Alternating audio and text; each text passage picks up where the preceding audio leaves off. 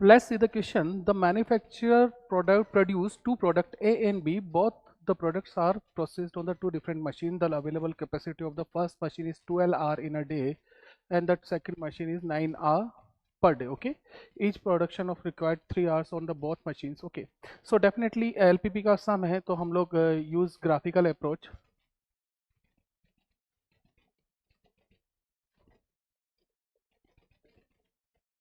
Okay यहाँ पे हम लोग एक काम करते हैं, इनिशियली एक टेबल यहाँ पे फ्रेम कर लेते हैं.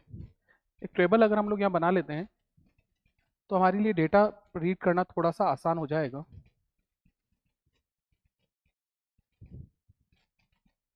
यहाँ हम लोग लिख देते हैं मशीन या प्रोडक्ट लिख देते हैं और यहाँ आ जाती है मशीन. राइट, ये हो गया हमारा प्रोडक्ट ए और ये हो गया product B. Okay, so to product A and B available time हो गया हमारे पास. each unit of product A requires 3 hours on the both the machine. Each unit of product A requires, so machine 1 and machine 2. Machine 2 दो मशीनें हैं हमारे पास. Okay, उसके बाद अगर मैं बात करूं तो कैपेसिटी लिख लेते हैं यहाँ पे. कैपेसिटी मशीन 1 की कैपेसिटी है 12 hours a day maximum available. यही है available capacity of the first machine is 12 hour in day, second machine is 9 hours. ये मैक्सिमम कैपेसिटी है, ये 9 hours a day. Right, second machine की कैपेबिलिटी होगी profit. Okay, each unit profit है, each unit profit of A is sold at a profit of 7 rupees, 7 rupees per unit. और this is our 4 unit, 4 rupees per unit. Okay, ये है मेरे पास data. अब बात करते हैं ए का जो है मशीन 1 और machine 2. A requires 3 hours on the both the machine and each unit of product. तो ये 3 आवर्स इसके लिए भी चाहिए और 3 आवर्स यहाँ पे भी चाहिए per unit. 3 hours each unit. Okay, और इसके लिए हमें रिक्वायर्ड है पर यूनिट का, इसके लिए मुझे रिक्वायर्ड है प्रोडक्ट बी की 2 hours on the first machine and second machine पे 1 आवर्स की मुझे रिक्वायरमेंट. ओके, तो ये तो हो गया हमारे पास जो इन्फॉर्मेशन हमें दी हुई है वो हमें मिल चुकी है. राइट, अब हम लोग स्टार्ट करें तो let x unit of product A and y unit of product B are produced in a day. Okay, to maximise the profit. तो ए का हम लोग एक्स यूनिट लेते हैं और बी का मैं वाई यूनिट लेता हूं. अब क्वेश्चन को आगे रीड करते हैं. Find the production level per day for maximum profit. Okay, तो प्रॉफिट मस्ट बी मैक्सिमम. तो एक यूनिट का प्रॉफिट 7 रुपीज है तो एक्स यूनिट का प्रॉफिट 7x हो जाएगा और एक यूनिट का प्रॉफिट 4 रुपीज है तो यहाँ पे 4y हो जाएगा. राइट, सो नेक्स्ट हम लोग चलते हैं. तो ऑब्जेक्टिव फंक्शन जो हमारा बनेगा वह है maximise z. z is equal to 7x plus 4y. Okay, constant की बात करते हैं. ओके, कंस्टेंट की बात करते हैं तो मशीन 1 पर x के हमें जो है इसका पर यूनिट 3 आवर्स लगता है तो x यूनिट में हो जाएगा 3x आवर्स और एक यूनिट का 2 आवर्स लगता है तो टोटल आवर्स हो जाएंगे हमारे पास 2y. तो 3x plus 2y is always less than, ये मैक्सिमम कैपेसिटी है. First machine is 12 hours and the second machine is what 9 hours per day. Right, ये हमारी मशीन की कैपेसिटी है. तो ये हो जाएगा 3x plus 2y is less than equal to 12.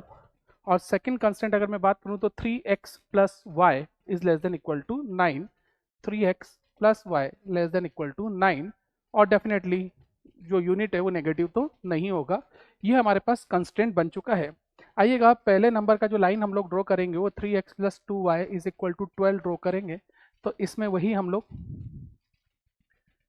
ये x हो गया और ये y. तो जब x 0 है, सब y 0 है तो x का वैल्यू आ जाएगा 4. जब x 0 है तो y का वैल्यू हो जाएगा 6. सेकेंड लाइन हम लोग ड्रॉ करेंगे 3x plus Y equal to 9.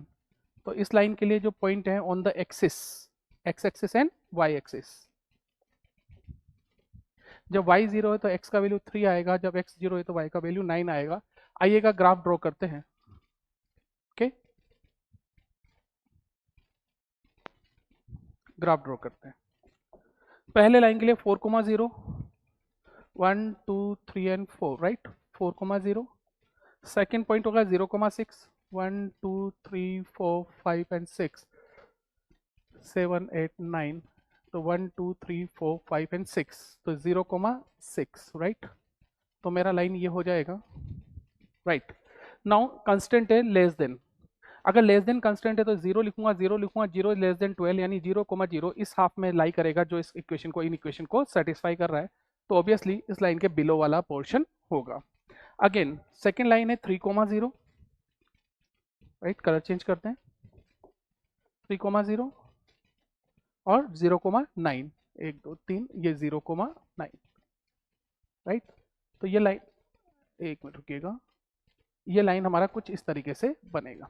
ये दोनों का पॉइंट ऑफ इंटरसेक्शन होगा, यहाँ पे भी लेस देन 0 ही आ रहा है, 0 0 लेस देन 9 डेफिनेटली सेटिस्फाई कर रहा है, तो येलो लाइन का भी बिलो द लाइन वाला पोर्शन ही इस इन इक्वेशन को सेटिस्फाई करेगा। ये point of intersection find out करते हैं, point of intersection find out करते हैं, तो इसमें से इसको सब्ट्रैक्ट करेंगे तो ये खत्म, 2y minus Y, Y 12 minus 9 तो बिकम्स 3, तो y इज इक्वल टू तो हो जाएगा मेरा 3, और जब y का वैल्यू अगर 3 होगा तो ये 6, तो x का वैल्यू हो जाएगा 2, तो जो पॉइंट आएगा पॉइंट ऑफ इंटरसेक्शन वो आएगा 2,3, और x भी पॉजिटिव है, y भी पॉजिटिव है, तो डेफिनेटली यही हमारा फिजिबल रीजन होगा। तो ये हमारा क्या हो जाएगा, feasible. Okay, so again same method, corner method,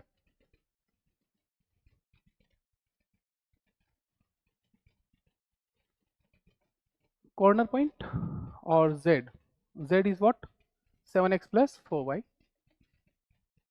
right। what are the corner points, थोड़ा सा स्पेस लेके काम करते हैं,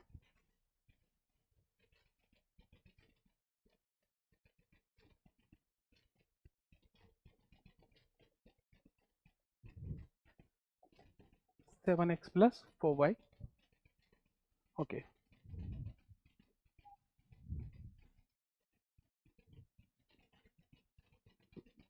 हमारे पास कॉर्नर पॉइंट आ रहे हैं 0,0 पहला, 0,6 2,3 एंड